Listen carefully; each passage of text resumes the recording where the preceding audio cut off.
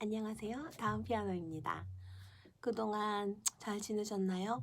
날씨가 점점 추워지고 있어서 제가 감기가 아직도 안 낫고 있습니다.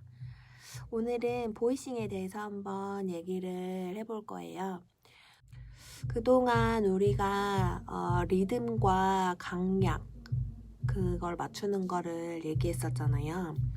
이 리듬과 강약을 잘 맞춰서 노래를 그루브 있게 만드는 거.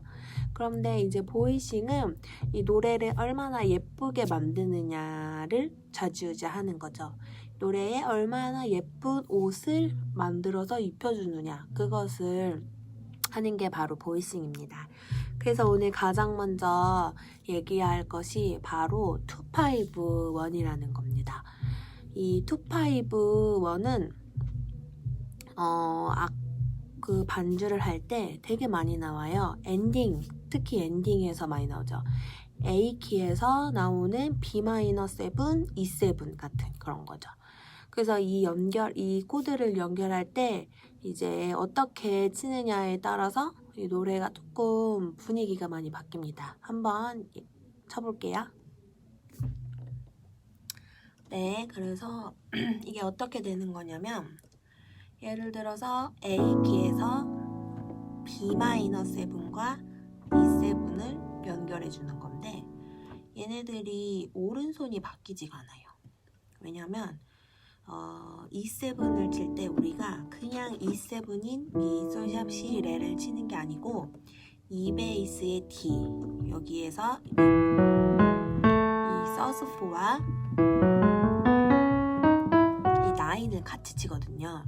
그래서 이거를 모르시는 분들은 뭐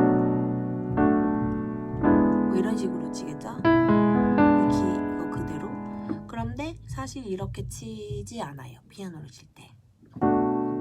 이렇게 E 베이스의 D, 그러니까 E7, 서스4, 9을 치게 되는 거죠. 그렇게 되면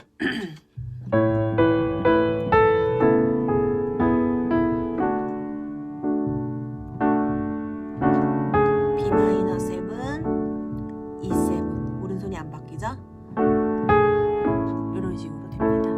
그 노래가 조금 더 예쁘고 좀 이렇게 안정적인 그런 느낌이 들죠. 그래서 다른 키에서도 연습을 해보면 좋아요. C키에서의 D-7, G7 그러니까는 G 베이스의 F 이 7의 루트에서 하나 내려간 F 그러니까 5음 하나 내려간 메이저를 치면 됩니다.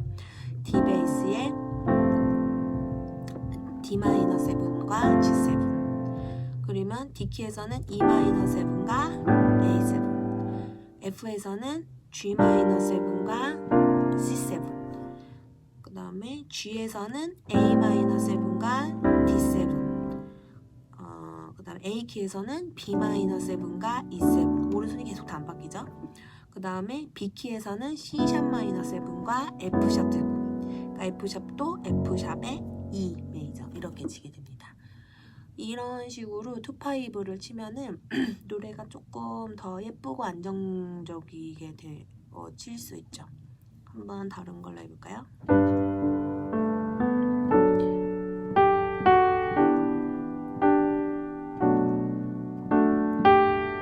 마이너 7